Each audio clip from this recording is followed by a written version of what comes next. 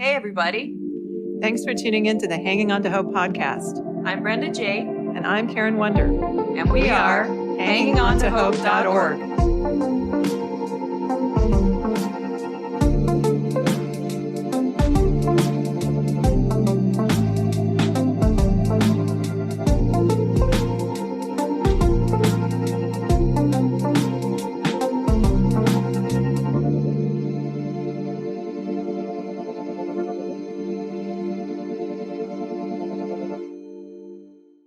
This podcast is intended as educational and is not psychological or medical advice. Always consult a professional when needed, and we disclaim any liability in connection with the instruction, information, or advice given. So, do you mind if we call you Gigi in the podcast? Or Absolutely. Yes. Okay. Everybody calls me Gigi. Awesome. That is fine. I don't know if I said this at the event, but Geraldine is my government name, right? Okay. And both of my grandmothers on my mother's side and on my father's side are both named Geraldine. And that's how I got Gigi. Oh. Isn't that cute? Yes. That is cute. I like that. I love it. So my mom's mom, Jerry, she called me Gigi from day one. And so I've just been everybody's Gigi. Oh. I like that. Hi, everyone. Welcome to the Hanging On to Hope podcast. This is Brenda J. Today we have Geraldine Wynn, and we call her Gigi, on the show. Gigi is the founder of Inspiring Trees of Hope, an organization dedicated to bringing hope and inspiration in all the community. They believe all people should have access to joy, love, and happiness. Your website says, life has many challenges and our mission is to inspire, bring hope, and to love everyone. I met Gigi at the Breast Cancer Awareness Soiree in October, where our friend Nicole Wilkins, who is a breast cancer survivor, spoke at. I was so impressed with the immediate love, kindness, and compassion I felt from everyone there. Then when I saw the artwork of the trees, I just wanted to cry because it reminded me of my daughter, Hope. I have a daughter named Hope, and painting is very therapeutic to her as well. So welcome to the show. I'm so honored to be here. One of the things that stuck out to me when I read your email about your experience at the event was the love that you felt. And that is a mission of the Inspire Squad and a mission for me that any event or anything that we're doing, that women immediately feel loved. Yes. They feel like they belong because, we just live in a world where there's so many cliques. Right. Yeah. And you're trying to fit in. You're trying to figure out where do I fit? And I don't ever want anybody to feel that way when they come in. It's like there's only one clique. We're all clicking today. We're working together. This is what we're doing. We're all here for one purpose. And so that just made my heart feel so good. So thank you for sharing that. I really appreciate that. Yeah, and I do really struggle with that. And I didn't know anyone, and I walked in and just felt loved. Really great. felt loved. That's so awesome. Well, I never introduced myself, but I'll officially introduce myself on this podcast. This is Karen. It's so nice to meet you. Yeah, nice to meet you as well. Yeah, such a happy Sunday. So you state that Inspiring Trees of Hope started as a way to help you get through one of the lowest times in your life. Do you mind sharing a little about the abuse that led up to starting your organization? Yeah, I don't mind at all. It's funny because I was talking to my current husband, and one of the things that sometimes I'm trying to find balance with is I want to share my story because I want to help women, right? Right. But I don't want to share it like too much because I don't want to give any glory or anything to that situation that happened, right? Right. But so there's like this balance. And so throughout the years, I've been finding this balance. And I told him, I said, I love the fact that I'm going to be on this podcast with these beautiful women so that I can share my story. So with that being said, I don't mind. I love that. I do too. Wow, that's one of the greatest answers ever. I know. We love that answer. We love you already. Oh my goodness. I haven't met you, but I love you. So I'll just go back. I was young, and my first marriage, I married my best friend. And so I thought that I had hit the jackpot. And who would not marry their best friend? Yeah. They know everything about you. Everything is just great. And so we were engaged for 3.5 years. We were married for about, 10, 11. We had 3 beautiful children. And at that time, I got married when I was 23. And I am going to actually be 50 this year, like a couple weeks. I can't believe that. But yeah. And my mom only talked to me about things that she knew. Like, I had to realize that there was no way that she could prep me for what was about to take place because she didn't know. And so we only know what we know. Right. And so I was just like, he's the best thing since sliced bread. We are like doing life together. Everything is great. But there were like little red flags along the way. He was a cheater, and I didn't connect the two. He always had female friends, and he always wanted to go out, and he would introduce me to them. But I just never connected the two, like, okay, something's going on. He's got all these women friends, because we just never argued. We never did anything. And he always bought me things, and everything just always seemed to be great. And people saw us together, and they thought that we were the cutest couple and everything. But you know what? He had a lot of addiction, and we really didn't spend a lot of time together. We were in the house together, but we didn't spend a lot of time together. And he never wanted to talk about anything. And when I would bring up certain things, it started off as, first it started with anger. So any type of arguments that we would get into, they were like blow up argument. And how I grew up, the last thing I am is a punk. so for him, he could say like cruel things to me, and I would be like, who are you talking to? You know, like, it was toxic. So it was kind of one of those things that he would say something cruel and mean, and then I would say something cruel and mean back. And then he wouldn't put his hands on me, but he would put his mouth on me. So he would degrade me, and he would talk to me as if I was like the scum, like the bottom of, like, gum on the bottom of his shoe. And at that time, honestly, I didn't even think that was abuse. It never dawned on me like, Gigi, you're being abused. Wow. It never dawned on me. So for me, it was, we just get into these arguments. We're just always arguing. And when we met, I was thriving. I had just graduated from college. I was in my retail career. There was a lot of things that I wanted to do. And slowly but surely, all of those things disappeared. And I completely lost myself. So I was in a marriage. We had started having kids, and he wanted to have kids early. And I never wanted to have kids. It's crazy. My kids always say to me, Mom, why do you say that? I'm like, I'm so serious. My mom would say to me, oh, Gigi, do you want to have kids? And I'm like, Mom, come on. Who has time for kids? Like, I have my whole life ahead of me. Like, I never thought about it either. And then all of a sudden I had 3 in a row, like in 5. Yeah. Isn't that, it's like, Yes. you know what I mean? But I was sitting there, and I was like, oh, this is great. But he wanted to have kids like immediately. And now that I look back, he had already had a son, and he had already was in another relationship. And so he wanted to recreate that. But I didn't know that. I didn't know that that's what he was doing, was recreating a life that he had already had. Because I was the best friend. And so I only saw the good things about him. I didn't see the other side, the name calling, making me feel worthless, making me feel like I wasn't smart. Any chance that he got to belittle me, he did. And I just always took it as, this is what relationships are like. This is what happens. And you know what? We love each other, and love can conquer all. That was the attitude that I had for so many years. And he was cheating with his ex, his baby's mom, and she would send me messages and call me and tell me that he had just left the house. I'm telling you, I was so gullible. I was so like, he would never do that. Yeah. Yeah. He would never do that to me. I was so oblivious because that's how much I loved him. I was like, who gets to marry their best friend? So just to make this long story shorter, in our marriage, there was a lot of cheating. I caught him. There was a lot of please forgive me, a lot of arguing. He got me to a point where I couldn't go back to work. So now I'm a stay-at-home mom, and I'm totally dependent on him. And I was miserable. So what I did is I had a plan. So one of my good friends asked me if we would move to Las Vegas, because at that time we lived in California, and we did. And I don't know, like something clicked after my daughter was born, and I just started making an escape plan.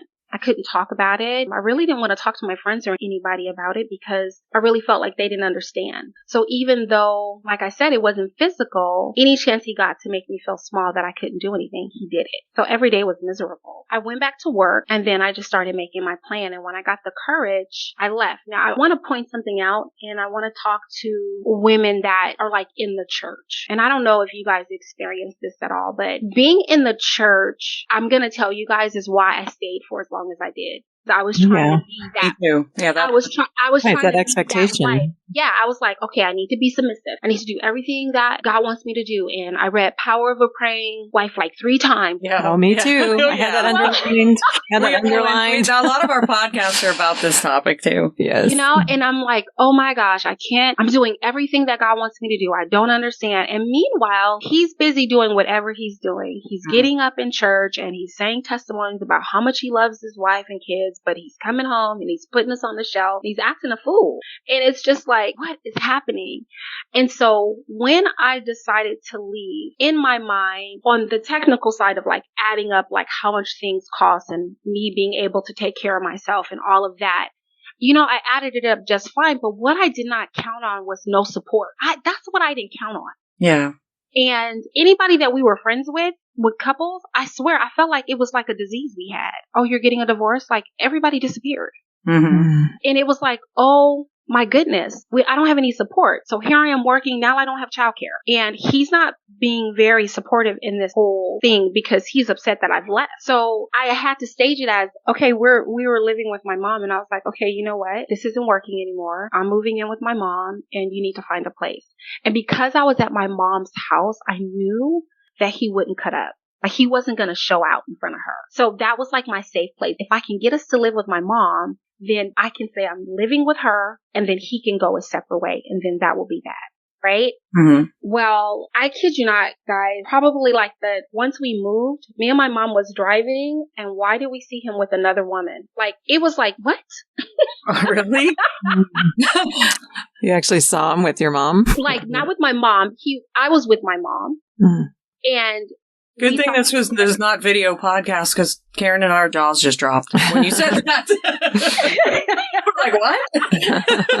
And I was just, I cannot believe this. So my mom's like, is he with another woman? I was like, Mom, literally, we just moved out like yesterday. So it confirmed everything that I was feeling. But here's the thing. So I learned that I was married to a narcissist. That's what I learned. Mm-hmm. Okay, I did not even know what the term was. I didn't know anything about it. Right. But that's what I learned. So literally, in his mind, me and the kids were completely separated. Like, you're no longer in my circle. Mm-hmm.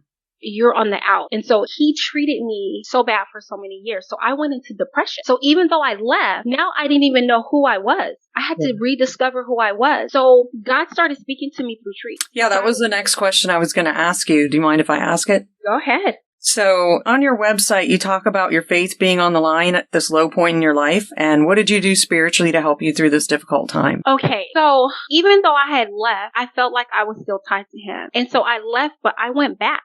I went back because I felt like I didn't have closure. And so I went back only for him to kick me and the kids out. Okay. And I caught him in the act sleeping with another woman. And it's that moment that I felt like I needed for God to truly show me, because my prayer was, I need you to expose him for who he is. And when that happened, I was like, you can't talk your way out of it. Any other thing, it was, oh, no, that was my friend. Or no, that's somebody that I work with. Like, there was always something connected to it. And I just felt like I couldn't leave without getting that closure. Yeah, so I had to have a lot of proof too, and I did. Yeah, isn't that crazy? Yeah, what you're saying, yes. Because you're married for so long. Right. And I just kept going, okay, the last thing I want my kids to have is 2 parents that aren't together, because that's how I grew up, with a single mom. Yeah. And I need to be able to do this. But I needed to ask real questions. Is this how you think your kids need to see what a healthy relationship looks like? Is this a healthy relationship? Do you want your sons to think this is how they should treat women? And do you think that your daughter needs to see, like, oh, this is how I should be treated? And it was like, well, no. So it's a double-edged sword, because when you leave, the kids don't really understand what's going on because they're small, depending on when you leave, right? Mm-hmm. And so now they have a relationship with him. So during this time that I'm trying to find my way, I'm praying. And before all this happened, when I was married to him, I was having women Bible study. And so I was having something called the Spiritual Spa, which is now, we do it annually, very big now. But when I say that I was on life support, God was trying to talk to me, and I was like, I don't want to talk to you. I did everything you told me to do. You didn't fix my marriage. You didn't fix him. You didn't fix me. Like, I'm out here by myself. I have no one to talk to. I don't even want to live right now. The only thing that's keeping me going is the fact that I'm a mom and I got to take care of these 3 kids. I don't make enough money. I have to give up my career. I had to start all over from the bottom to figure out who I am. And this sucks. I didn't sign up for this. Yeah. This really sucked. And so one day I was sitting on the balcony and I was just looking up at the sky and I was just talking to God, just trying to get strength. And I just grabbed a pen and I just started sketching trees. He just started talking to me. So I just started sketching more and he just kept talking to me. And I knew that the sketches were from him because I'm not an artist. Like, I'm an artist, but I'm like, I wasn't like, oh yeah, this is what I want to do for a living. Okay. Like, you know what I mean? It was like, that's not what it is. I mean, when I went to FITM, the Fashion Institute of Design and Merchandising, I remember taking an art class and I was like, are they serious right now? They want me to this is not happening. So that's part of him talking me through trees. The other part is me having an ear to be able to listen to him. So I share this story with some people that I was driving and I was so broken. I would try not to cry at home with the kids. So all my crying happened in the car. I was always crying in the car. I was like, people looking at me probably going, what is going on? But I was always crying in the car because that was the only way. Like even going to work, I would cry on the way to work, go to the bathroom, clean my face, do my job, cry all the way home. That was the only place that I had to just be able to just cry. And so I remember hearing a voice saying, I could take all of this pain away. When you get to this bridge, just drive and go over the bridge. You will feel no more pain. And just as fast as I heard that, I heard the Holy Spirit say, turn up your gospel music. You have work to do. You have purpose. And I turned it up and I just felt God's presence. And so at that time, I was looking for a new church, just trying to find out where I belong. I think that's the worst place. You have this marriage that you think that you know what you're doing, you know what you're a part of, and then all of a sudden you're just out here all by yourself. You're mourning. It's a death. Yeah. A death has happened. Yes. And you don't even know that that's what's taking place, but that's what it is. Something has truly died. Yeah. And you're trying to find your way. And so women in my circle, my family, my girlfriends, they think about all the conversations that we used to have. And they used to say, Gigi, we don't even know how you made it. Because literally like every day I would be like, gosh, I so don't want to be here. Okay, but I have to be here because I have purpose. Okay, my kids need me. Okay, this is what I have to do. And so I don't want to say I was mad at God because I wasn't mad, but I was disappointed. I was disappointed that I had to go through a yucky divorce that he would not pay for, that I had to pay for, that I had to deal with child support issues up until the kids were like 18 years old. And they're like 21, 23, and 26 now. And I just I didn't want to do anything. I didn't want to go to any women's groups. I didn't want to do anything. And so the only way that I could talk to God is by sketching. That's the only way. It's just sketching and talking to him and hearing his voice. I found a church that following day and they did an altar call. And they were like, I feel like there's someone in here that wanted to commit suicide. If that's you. And I was like, how do they know that was me? Like... How did they know that I didn't want to live? You know what I mean? And so I look at my kids and I thank God that I have them because literally they're my saving grace. They really are. They really are. Yeah. So you started drawing from that? Yeah, I started drawing from that. And so what happened is that I started sketching so much that when I did find a church, I would be sketching during the sermon part of it. And I would write a message and then God would say, give this sketch to this woman. And I was like, I don't even know that woman. Why would I give her this sketch? That's so cool. Right? And God is so cool. He is. Isn't he cool? Yes. Like, it blows my mind. No other word for that because that's just cool. I'm like, oh my gosh. And so I started doing that and literally whoever received the sketch would say, oh my gosh, how did you know? Wow. Oh That's so and I was cool. like, I don't know. I didn't know anything. Wow. And so they're simple trees. And I met my husband today and I was telling him about my trees. And after dating for like a couple years, we had moved in together in our third year. And someone said, Gigi, you should have an art show. And he was like, babe, you should have it here. And I had my first art show. And like all the paintings sold. And I was like, what is happening right now? Wow. That's awesome. That is so inspiring. Yeah. I love that you use art to heal and draw closer to God. My youngest and my oldest are both artists. And in fact, my oldest is venturing out and he's really trying to make it as an artist. It's just his passion. And so I love that because I think God works through, God gives us all different gifts and he works through so many different ways. And I also love that you added inspirational messages and made it, you made people smile. Yeah. So anything else that you did to help yourself heal? I started praise dancing at church. I love that. I used to worship dance. Yeah.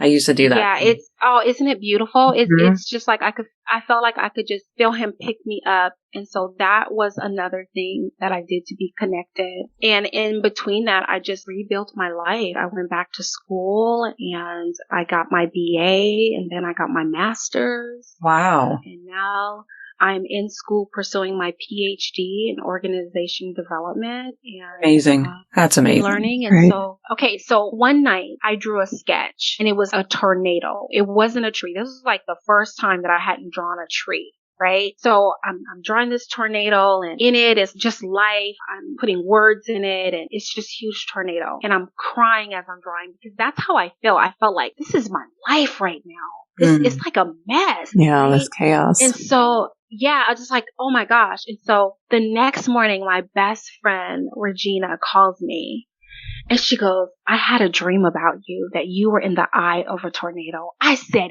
get out of here. Are you serious? And she's like, yeah, I had a dream that you were in the eye of a tornado. And I want you to know that God wants you to know that you're in the safest place to be. And I just was bawling. I was like, oh my gosh. And so from that point on, it was like, yes, this is a mess, but it's nothing that God can't fix. I don't even know how he's going to fix this, but okay, this is what we're doing. Okay. All right. So if you keep your eyes on him and you're able to hear him, he'll guide you. He will definitely guide you. Yeah. And I want you to know, I know we're talking to so many women, and as I'm just sitting here thinking about it, I just want women to know that there's always a way out. Yeah. Yeah. There's always a way out. But you have to be able to hear God in order to see where there's a way. He always gives us a way out. Yes. But we got to be able to listen to see where that moment is.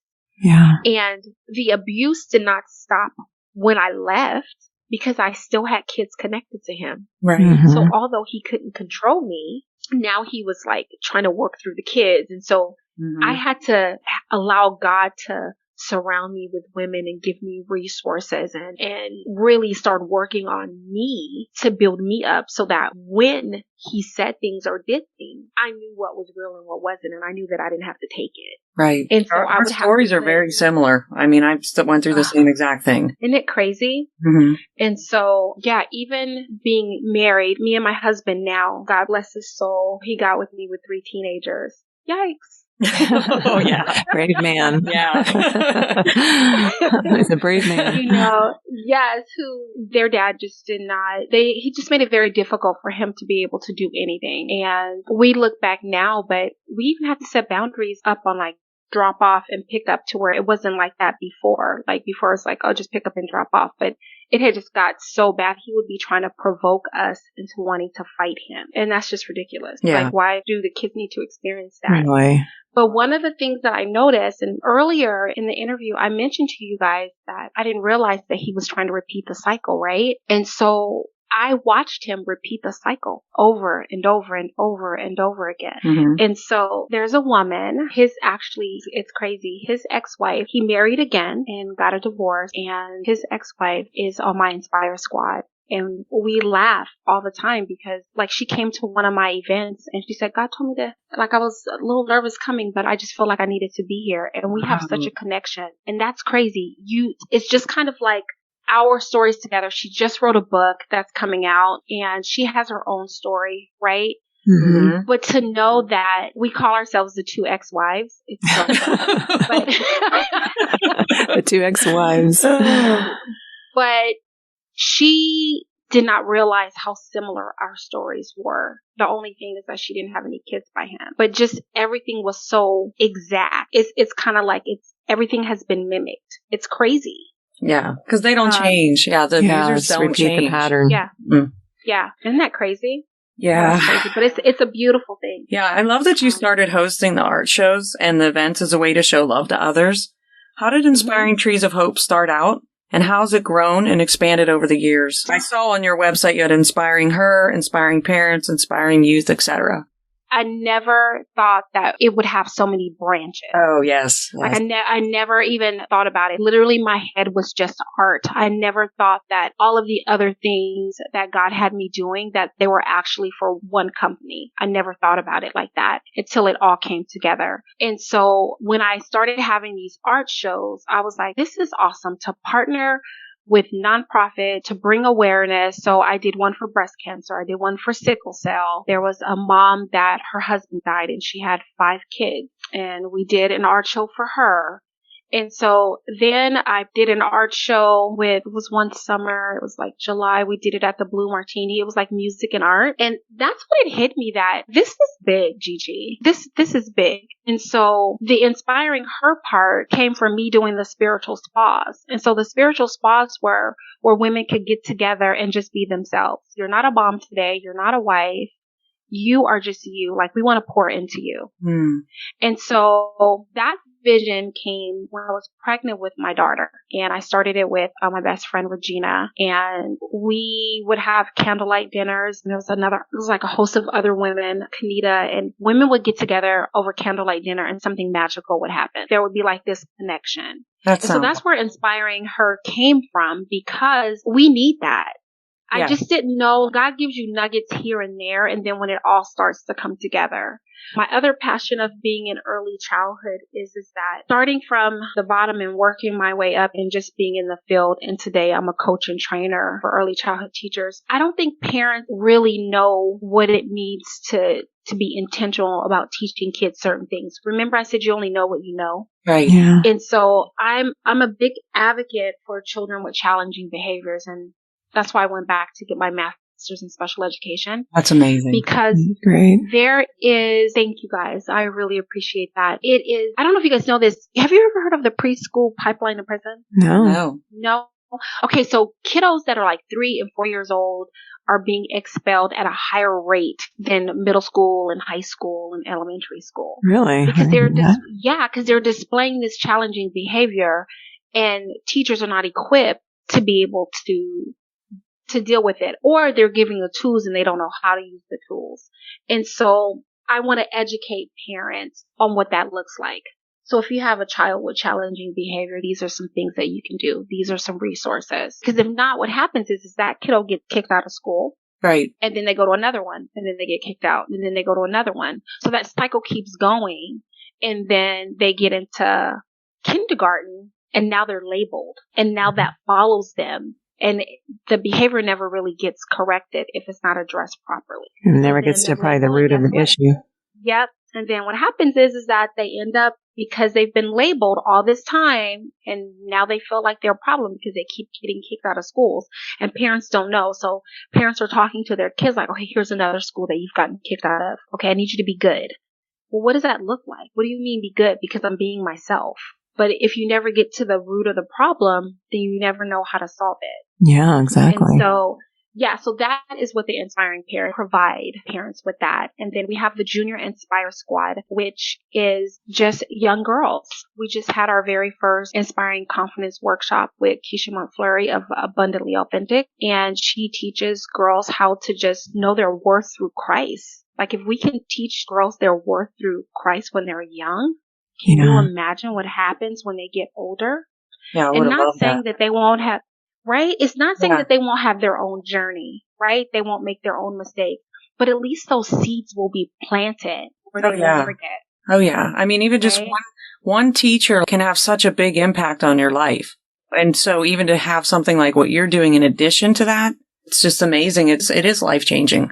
So like literally, so we have Inspiring Her, we have Inspiring Parents, we have the Junior Inspire Squad, and we have some other branches that are going to be coming into play. Inspiring Veteran. My dad was a Marine, and he did everything for vets. And so I would like to honor him by doing something for vets. And Inspiring Trees of Hope itself is all about art. And so we are working on having an annual art show. And instead of having me as the artist, there will be lots of artists Mm-hmm. to be able to express themselves, and we come together to raise money for one cause.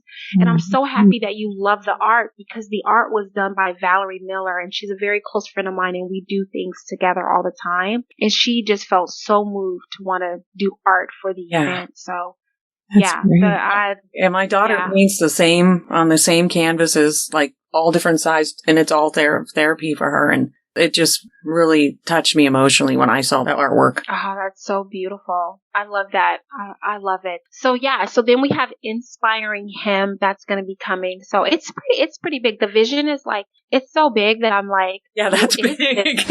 Wow. I'm like, what is happening here? I'm like, oh my goodness. It blows my mind every single time I look at Inspiring Trees of Hope. It blows my mind. I'm just like, what are you doing, Lord? That's great. When I would love that God's love's there. That's what I felt when I went to that event. That's all I felt was God's love and the love from everybody there. Beautiful. So I looked on your link tree on Instagram, and I'm amazed at all you're doing, all the things you're describing there even. It's like, wow. So what can others do if they would like to be a part of your organization in any way or would like to help or volunteer? They can go to itreesofhope3.com and just fill out the contact sheet, or you can email me at treesofhope3@gmail.com. We are doing some different things. So before we had become a member and be a part of the Inspire Squad, right? Well, we're just changing it for next year. And we're just like, if you want to volunteer at any of our events, just give us a call and you're in. It's all good. Yeah. Yeah. No, you can't volunteer. You know what I mean? It was like, okay. But I knew what God was doing, because it's so funny, because in order to make anything really run efficiently and effectively, you need like a core team. Right? Mm-hmm. And so the Inspire Squad that I have right now, I have so I have like a great circle of friends, and the Inspire Squad, I'm just gonna, Janine and Jennifer and Lynn and Kanita and Regina, and Zamara's the youngest one, and my daughter Noelle and Abby. I mean, they're all amazing. They all do amazing things. Shatima, everybody is just like, they're the core. You're just blessing them right now. For God to put it on your heart to volunteer is the way the world is right now. That's I don't know. I just feel in my spirit right now. Just, it's such a blessing to have that many volunteers that want to help you. That's amazing. Yeah. What's great is, we had our first women's conference. And so Regina lives in Washington and Janine is in California. And I had an angel help me, Cherie. She's having her women's conference coming up for single mom. And it's just been amazing. I've just met some great women, just like meeting you guys. Yeah. I just, you know what I mean? Like, I'm honored. God brings more and more people together. It is a great community. Well, on this podcast, I think we've reached it's 43 different countries right now. Oh, which is amazing. She's been keeping track. Yeah, I could track it all. So I keep adding them, and it's really neat because some of the places I didn't even know existed. Get out your geography book. Yeah, it's very exciting. It really is. So I just wanted to thank you so much for being on our podcast.